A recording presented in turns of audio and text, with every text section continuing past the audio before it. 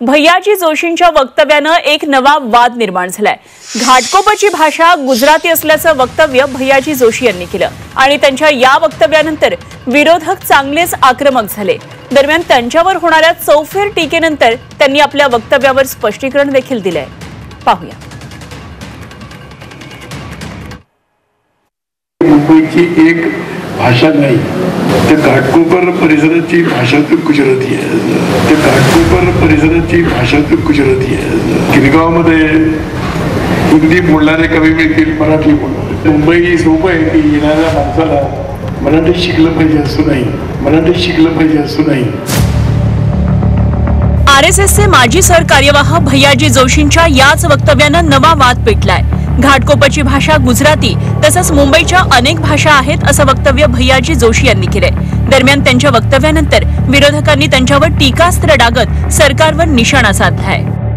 मुंबईची एक भाषा नाही, मुंबईच्या अनेक भाषा आहेत, पण त्या भागाची काही भाषा असते। ते घाटकोपर परिसराची भाषा तर गुजराती आहे। गिरगावमध्ये हिंदी बोलणारे कमी मिळतील, मराठी बोलणारे। त्यामुळे मुंबई सोपं आहे की येणाऱ्या माणसाला मराठी शिकलं पाहिजे असं नाही। आज तुम्हाला कळलं असेल की बुलेट ट्रेन ही नेमकी ते का करतात आणि कोणासाठी करतात। आज ठामपणे ही वेळ आलेली आहे, जसं तामिळनाडू सांगतं, केरळ सांगतं, आंध्र प्रदेश सांगतं की त्यांची भाषा जी आहे अभिमानाने सांगतात। होय, आमच्याकडे लाखो लोक देशभरातून येतात, स्वप्न घेऊन येतात, नोकऱ्यांची स्वप्न असतात, कामं घेऊन येतात, मोठे झाले तिथे लोक, काही आपत्ती नाही। पण ह्या मुंबईची भाषा असेल, या महाराष्ट्राची भाषा असेल, ही मराठीच आहे, ही सुरेश जोशी यांनी जाणून घ्यावं आणि ह्या वक्तव्यासाठी त्यांनी माफी मागायलाच पाहिजे। अन्यथा जसं अबू आझमीवर आम्ही कारवाई मागत आहोत, जशी कोरेटकरवर मागत आहोत, सोलापूरकरवर मागत आहोत, तशी सुरेश जोशी यांच्यावर देखील म्हणजे भैयाजी जोशीवर देखील कारवाई ही झालीच पाहिजे। ह्याच्यावर आम्हाला महाराष्ट्राचे जे मुख्यमंत्री आहेत, जर ते खरोखर या मातीचे असतील, जर खरोखर महाराष्ट्राचे मुख्यमंत्री असतील आणि आपले हित बघत असतील, त्यांचं वक्तव्य काय, त्यांचं उत्तर काय, ह्याची आम्हाला अपेक्षा आहे। वर भैयाजी जोशींवर टीका करणं आणि मग मुख्यमंत्री साहेबांचे आभार मानण्यासाठी उठणं, पहिलं आपल्या स्वतःच्या मतदारसंघामध्ये टेमचो वरली लावण्या अगोदर मग तो विचार केला नव्हता का। भैयाजी जोशींच्या वक्तव्यानंतर संजय राऊतांनी देखील त्यांच्यावर टीका केली। भैयाजी जोशींचं वक्तव्य राजद्रोहाचं असल्याचा दावा राऊतांनी केला। तसंच देवेंद्र फडणवीसांनी त्यांच्या वक्तव्याचा निषेध करावा अशी मागणी देखील त्यांनी केली आहे। दरम्यान यानंतर मुख्यमंत्री देवेंद्र फडणवीसांनी देखील आपली भूमिका जाहीर केली।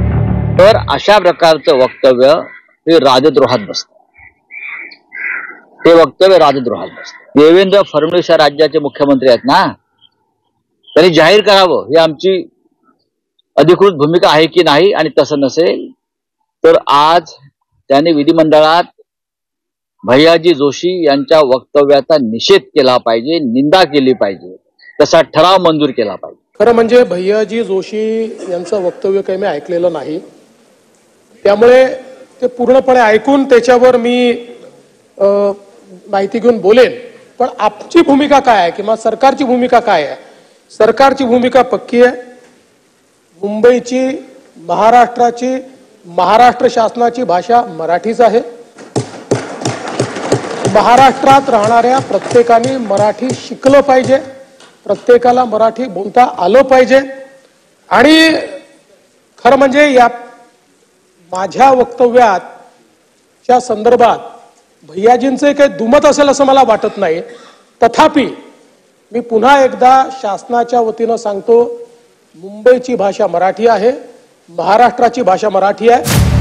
भैयाजी जोशींच्या वक्तव्याला भाजपा आमदार राम कदम यांनी दुजोरा दिल्याचं दिसतंय। मुंबईची भाषा मराठीच, मात्र घाटकोपर पश्चिममध्ये संमिश्र भाषा बोलली जात असल्याचं राम कदम यांनी म्हटलंय। दरम्यान गुजराती मतं घेण्यासाठी शाब्दिक खेळ सुरू असल्याचा दावा रोहित पवारांनी केलाय। संमिश्र भाषा या घाटकोपरच्या परिसरात पश्चिमेच्या बोलल्या जातात, ही वस्तुस्थिती आहे। पण आपल्याला हे मान्य करावं लागेल की महाराष्ट्राची मूळ भाषा ही मराठी आहे आणि सगळ्यांनी त्या मराठी भाषेचा सन्मान केला पाहिजे, आदर केला पाहिजे। आणि आता तर आपण मराठी भाषेला अभिजात भाषेचा दर्जा दिलेला आहे आणि इतरही भाषिक अतिशय आनंदानं मराठी शिकतात, बोलतात। म्हणजे घाटकोपरच्या अनेक गुजराती असे आहेत की जे मराठीमध्ये बोलतात। महानगरपालिका येत आहेत, त्या भागामध्ये गुजराती लोकसंख्या जास्त आहे, तिथली मतं आपल्याला मिळावी यासाठी आता शाब्दिक खेळ सुरू झालेले आहेत. आम्ही गुजराती या भाषेच्या विरोधात नाही, पण महाराष्ट्रामध्ये मराठी प्रथम हे आमचं सगळ्यांचं ब्रीद वाक्य आहे, बाकी सगळं नंतर. आणि त्याचा अर्थ आम्ही काही द्वेष करतो असं नाही, पण इथं येऊन तुम्ही जर पटलावर येताय, मीडियासमोर येता आणि म्हणताय की गुजराती ही महत्त्वाची भाषा असेल, हे आम्हाला पटणार नाही. दरम्यान या संपूर्ण वादानंतर भैयाजी जोशी यांनी स्पष्टीकरण दिलंय. माझ्या विधानाचा विपर्यास करण्यात आल्याचं भैयाजी जोशी यांनी म्हटलंय. तसंच मुंबईची भाषा मराठीच असल्याचं ते म्हणाले. काल एका घाटकोपर येथील सार्वजनिक कार्यक्रमामध्ये मी केलेल्या एका विधानामुळे गैरसमज झाला आहे असं मला वाटतं. महाराष्ट्राची भाषा मराठी आहे आणि मुंबई हे महाराष्ट्राचाच भाग आहे, त्यामुळे मुंबईची भाषा मराठी याच्याबद्दल कुठेही दुमत असण्याचं काही कारण नाही.